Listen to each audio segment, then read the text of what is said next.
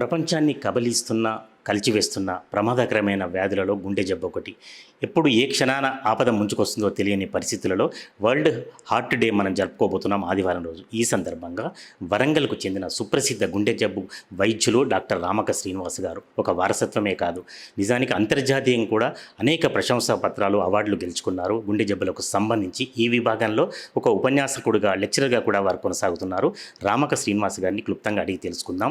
అసలు గుండె జబ్బుల కారణాలు ఏమిటి, ఒకవేళ అకస్మాత్తుగా వస్తే మరి చాలామంది చెప్పినట్లుగా ఈ ప్రథమ చికిత్స చేస్తే ఎలాంటి ఇబ్బందులు ఉండవో వారిని అడిగి తెలుసుకుందాం. శ్రీనివాస్ గారు నమస్కారం. సార్, నేను ఇంతకుముందు చెప్పినట్లుగా అసలు గుండె జబ్బును ఎవరు ఎదుర్కొంటారు, ఎలా నివారించవచ్చు? ప్రధానంగా ప్రజలందరూ తెలుసుకోవాల్సింది ఏంటంటే ఈ గుండె జబ్బులు అనేది రెండు రకాలు. ఒకటి కంజెంటల్ హార్ట్ డిసీజ్ అంటే పుట్టుకతోటి వచ్చే వ్యాధులు, తర్వాత సంక్రమించే వ్యాధులు అంటే అక్వైర్డ్ హార్ట్ డిసీజ్. ఈ రెండుగా విభజిస్తారు. సో కంజెంటల్ హార్ట్ డిసీజ్కు రకరకాల కారణాలు. ముందుగా పుట్టుకతోటి వచ్చేటివి, ఇవి జన్యుపరంగా కావచ్చు, అంటే జెనెటిక్గా కావచ్చు, అంటే పేరెంట్స్కు తల్లిదండ్రులకు ఉండి, తర్వాత జన్యుపరంగా రకరకాల ఇప్పుడు మేనరికం వల్ల ఇవి కంజెంటల్ హార్ట్ డిసీజ్.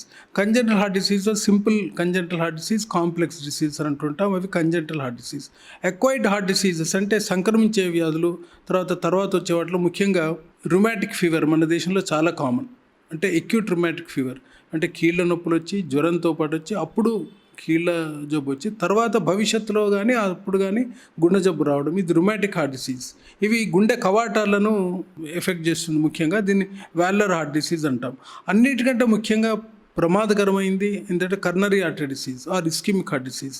అంటే గుండెకి సరఫరా చేసే రక్తనాళాలు, కర్నరీ రక్తనాళాల్లో కనుక అంతరాయంగా కనుక ఏర్పడితే తద్వారా వచ్చే వ్యాధి కర్నరీ ఆర్టరీ డిసీజ్. దీనికి ముఖ్యంగా దీన్ని గురించి అవగాహన, తర్వాత నిర్ధారణ, నివారణ ఇవి చాలా ముఖ్యం. ముఖ్యంగా నిర్ధారణ అంటే ఎవరికి ఈ కర్నరీ రక్తనాళ వ్యాధి వచ్చే అవకాశం ఎక్కువగా ఉంటుందంటే మధుమేహ వ్యాధి, అధిక రక్తపోటు, పొగాకు వాడకం, తర్వాత వ్యాయామలేమి, తర్వాత కుటుంబ పరంగా కర్నరీ రక్తనాళ వ్యాధి అంటే హార్ట్ అటాక్స్ కుటుంబ పరంగా రావడం.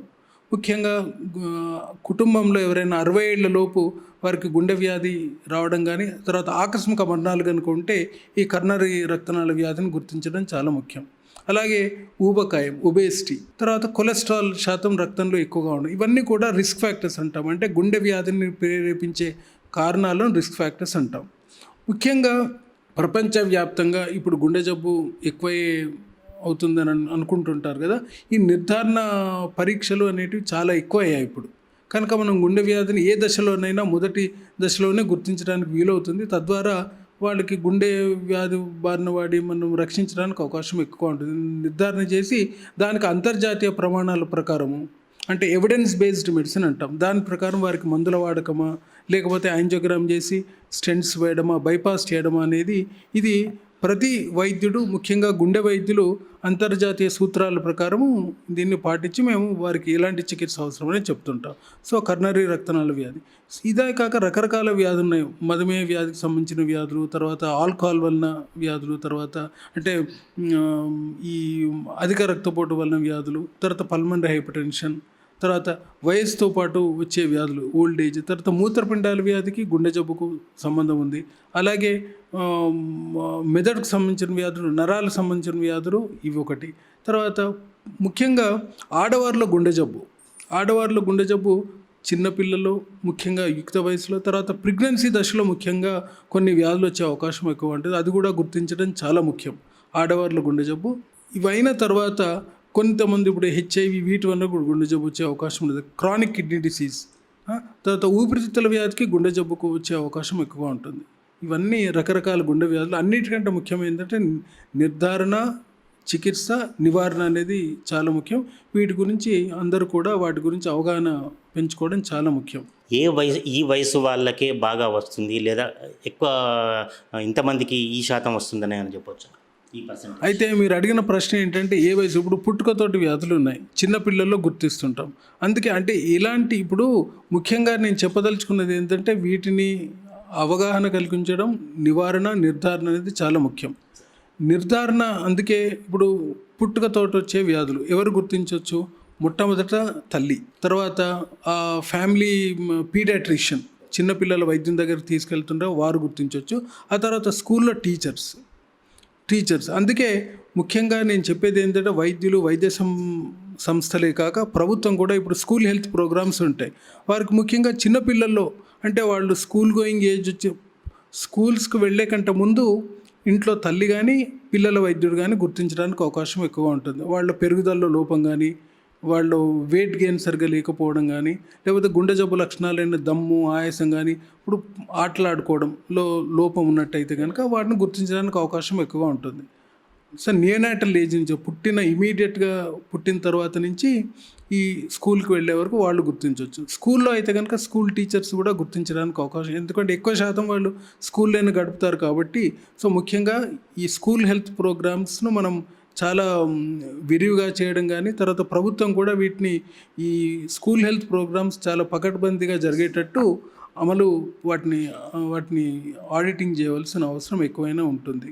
అలాగే డాక్టర్ గారు దీంతో అనుబంధ ఒక చిన్న సందేహం, అంటే చాలామంది ఏదో గోళీ వేసుకుంటే వెంటనే తక్కువవుతుంది పెదవుల కింద పెట్టుకునే ఒక అపోహన, అది నిజమేనా? అది ఒకటి.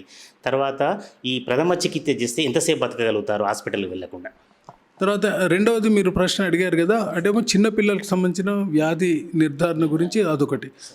రెండవ ప్రశ్న మీ ఇదివరకు అడిగిన ప్రశ్న ఏంటంటే ఏ వయసు వాళ్ళు ఎప్పుడు చూపించుకోవాలి. ముఖ్యంగా యుక్త వయసు ఉన్న వాళ్ళు, అంటే కాలేజ్ అడాలసెన్స్ వచ్చిన తర్వాత యూత్లో, ఇవాళ యువతలో ఎక్కువ ఈ మందుల దుష్ప్రభావం అనేది డ్రగ్స్ అనేది చాలా ఉంది. దీంట్లో ముఖ్యంగా నేను చెప్పదలుచుకుంది అంటే గత 20 సంవత్సరాల నుంచి పొగాకు వాడకం గురించి కూడా మేము కార్యక్రమాలు చేస్తున్నాం. ముఖ్యంగా ఈ యువతలో పొగాకు వాడకం అనేది చాలా విరివిగా ఉంటుంది. Tobacco in any form is dangerous. అంటే జర్దా, గుట్కా ఓరల్ ఫామ్ అయినా కూడా, లేకపోతే సిగరెట్ స్మోకింగ్ ఫామ్ ఏదైనా కూడా. అండ్ ముఖ్యంగా నేను చెప్పదలుచుకుంది ఏంటంటే డ్రగ్ అడిక్షన్కు ఇది ఒక నాంది. This is a four runner of drugs. కాబట్టి యువతలో ఈ టొబాకో ప్రివెన్షన్ ప్రోగ్రామ్స్ కూడా అంటే మీ టీవీ ద్వారా చెప్పదలుచుకుంది ఏంటంటే ఈ నేషనల్ టొబాకో కంట్రోల్ ప్రోగ్రామ్ ఉంది. దాని ప్రకారం అదేదో పెద్ద ప్రోగ్రాము, దానికి ఇంత ఖర్చు అవుతుంది అనేది కాదు. District level programme, state level programme, national level programmes ఉన్నాయి. జిల్లాలో కలెక్టర్ దగ్గర నుంచి డిఎంఎండ్హెచ్ఓ దగ్గర నుంచి ప్రతి శాఖకు చెందిన వాడు కూడా ఈ నేషనల్ టొబాకో కంట్రోల్ ప్రోగ్రాంలో భాగస్వామ్యం అని ఈ నేషనల్ టొబాకో కంట్రోల్ ప్రోగ్రామ్గా మెన్షన్ చేశారు. కాబట్టి ఈ నేషనల్ టొబాకో కంట్రోల్ ప్రోగ్రామ్ సరిగ్గా ఇంప్లిమెంట్ అయితే ప్రతి డిస్ట్రిక్ట్లో ఈ district level tobacco control committee ఉంటుంది, అది స్టేట్ లెవెల్ కమిటీ ఉంటుంది, అలాగే సెంట్రల్ కమిటీ. వీళ్ళు కనుక సరిగ్గా మనం ఈ టొబాకో కంట్రోల్ ప్రోగ్రామ్ ఇంప్లిమెంటేషన్ కనుక చేసినట్టయితే పొగాకు వాడకాన్ని అరికట్టి మనం యువతలో చేయొచ్చు. అలాగే యువత ఈ ఆహార నియమాలు, తర్వాత వ్యాయామం ఇవన్నీ పాటించడం, చాలా బరువు నియంత్రణ ఇవన్నీ కూడా చాలా ముఖ్యం. తర్వాత 30 ఏళ్ళు 40 ఏళ్ళు అయిన తర్వాత ముఖ్యంగా మధుమేహ వ్యాధి, అధిక రక్తపోటు, పొగాకు వాడకం ఉన్నవాళ్ళు, నేను చెప్పినట్టు ఈ కొలెస్ట్రాల్ శాతం ఎక్కువ ఉన్నవాళ్ళు, వీళ్ళందరూ కూడా పరీక్ష చేయించుకోవడం చాలా ముఖ్యం. ఇక్కడ నేను చెప్పదలుచుకుంది ఏంటంటే సాధారణంగా గుండె వ్యాధి అనేది లక్షణాలు లేకుండా కూడా కొద్దిమందికి ఉండే అవకాశం ఎక్కువగా ఉంటుంది. దాంట్లో ముఖ్యంగా ఈ రిస్క్ ఫ్యాక్టర్స్ ఉన్నవాళ్ళు క్రమంగా, అంటే కనీసం ఎన్ని రోజులకు ఒకసారి చేయాలి అని నిర్దిష్టంగా అంతర్జానికి చెప్పలేదు, కానీ మధుమేహ వ్యాధి, అధిక రక్తపోటు, పొగాకు వాడకం ఉన్నవాళ్ళు, వ్యాయామలేమి, తర్వాత ఇవన్నీ కూడా వీళ్ళు ఆహారం నియమాలు పాటించకపోవడం, అధిక బరువు ఉండడం, ఇవన్నీ కూడా రిస్క్ ఫ్యాక్టర్స్. కాబట్టి ఉన్నవాళ్ళు మాత్రం ప్రత్యేకంగా పరీక్షలు ఒకసారైనా వైద్యుని సంప్రదించాలి. ఇది ఇంకా చివరిగా మీరు అడిగారు కదా ఈ ఆకస్మికంగా మరణాలు, తర్వాత ముఖ్యంగా ట్యాబ్లెట్స్. ఒకవేళ ఎవరైనా గుండె జబ్బు ఉన్నట్టయితే ఛాతీ నొప్పి రాగానే ఏం చేయాలి? ముఖ్యంగా ఏ ఛాతీ నొప్పి అయినా కూడా దాన్ని నిర్లక్ష్యం చేయకపోవడం ముఖ్యం, నిర్లక్ష్యం చేయకూడదు. అలాగే ఛాతీ నొప్పి రాగానే పర్వాలేదులే, నొప్పి తగ్గిపోయింది, నేను తెల్లవారు చూయించుకుంటాను, రేపు చూయించుకుంటానని, లేకపోతే నేను నొప్పి ఉంది కదా, నేను ఉదాహరణకు ఒక గ్రామంలో ఉన్నారనుకోండి, నాకు బస్సు లేదు, వెళ్ళడానికి కష్టమవుతుంది అని, లేకపోతే మధ్యరాత్రి అయింది కదా, ఇప్పుడు ఎవరు అవైలబిలిటీ అందుబాటులో ఉండరని. సో గుండెకు సంబంధించింది ఈ సూత్రాలు ఉండవు.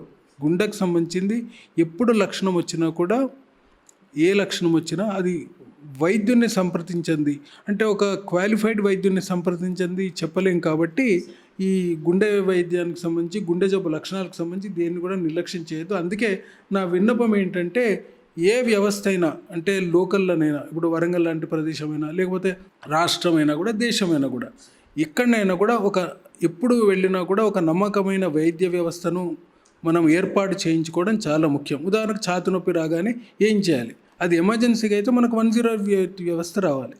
తక్షణమే వైద్య సంస్థకు తీసుకెళ్తారు. అక్కడికి పోయిన తర్వాత చికిత్స అంతర్జాతీయ సూత్రాల ప్రకారం ఇవ్వడం చాలా ముఖ్యం.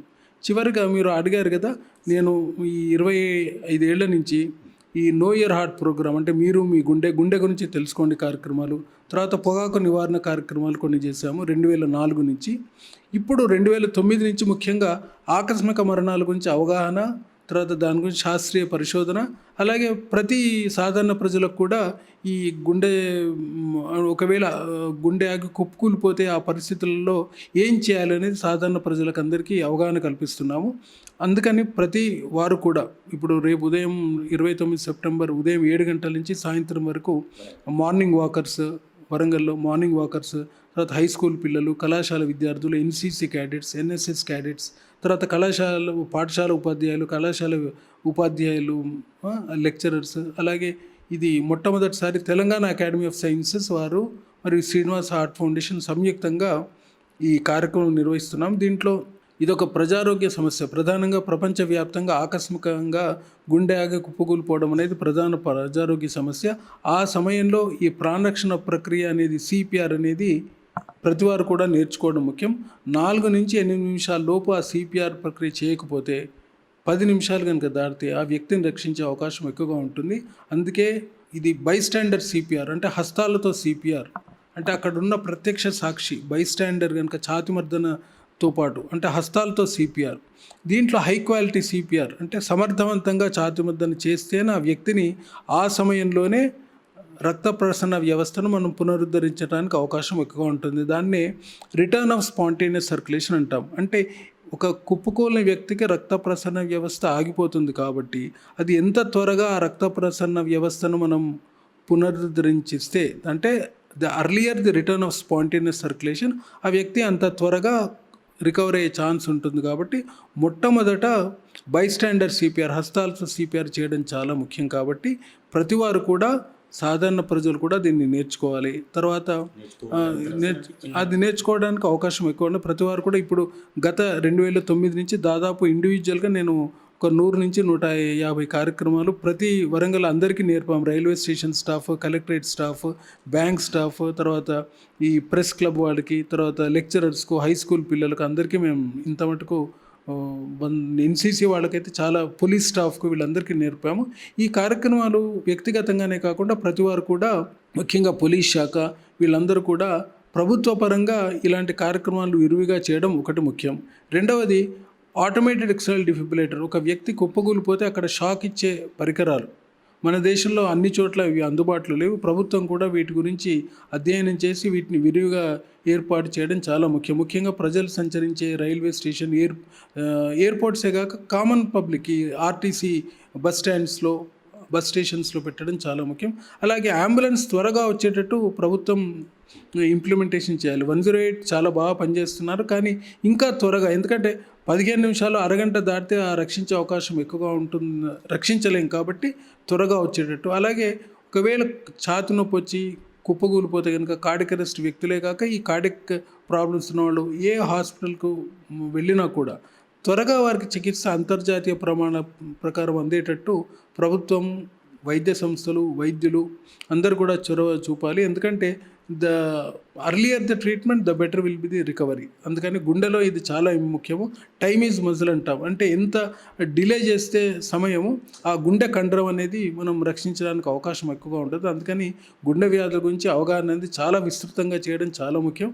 ముఖ్యంగా ఈ గుండె వ్యాధులు, హార్ట్ ఫెయిల్యూర్, గుండె పనితనంలో మార్పులు, గుండె కండరాలకు సంబంధించిన వ్యాధులు, cardiomyopathies, pulmonary hypertension, coronary artery disease, atrial fibrillation, అంటే గుండె శరీరంలో నాడీ వ్యవస్థలో లోపం, గుండెలో నాడీ వ్యవస్థ సరిగ్గా పనిచేయకపోతే రిథమ్ డిస్టర్బెన్స్ వస్తుంటాయి. ఇవన్నీ కూడా రకరకాల వ్యాధులు. ఇవన్నీ కూడా సాధారణ ప్రజలు ఏంటంటే గుండె వ్యాధి అనగానే గుండెపోటు ఒకటే గుర్తుకొస్తుంది, వాళ్ళకి అవగాహన ఉంది. కానీ రకరకాల గుండె వ్యాధులు చాలా, కొన్ని సింపుల్ చికిత్సతో ఉండేవి, కొన్ని క్లిష్టమైన వ్యాధులు కూడా ఉన్నాయి. వీటన్నిటి గురించి కూడా నిర్ధారణ, తర్వాత నివారణ, చికిత్స గురించి ప్రతివారు కూడా అవగాహన ఉంచడం. తర్వాత ఈ చికిత్స అందుబాటులో ఉండేటట్టు కనుక ఉంటే, నేను ఇదివరకే చెప్పాను, మా దగ్గర 3A's and 4A's అని, అంటే గుండె వ్యాధుల గురించి అవేర్నెస్ క్రియేట్ చేయడం, అవగాహన పెంపొందించడం.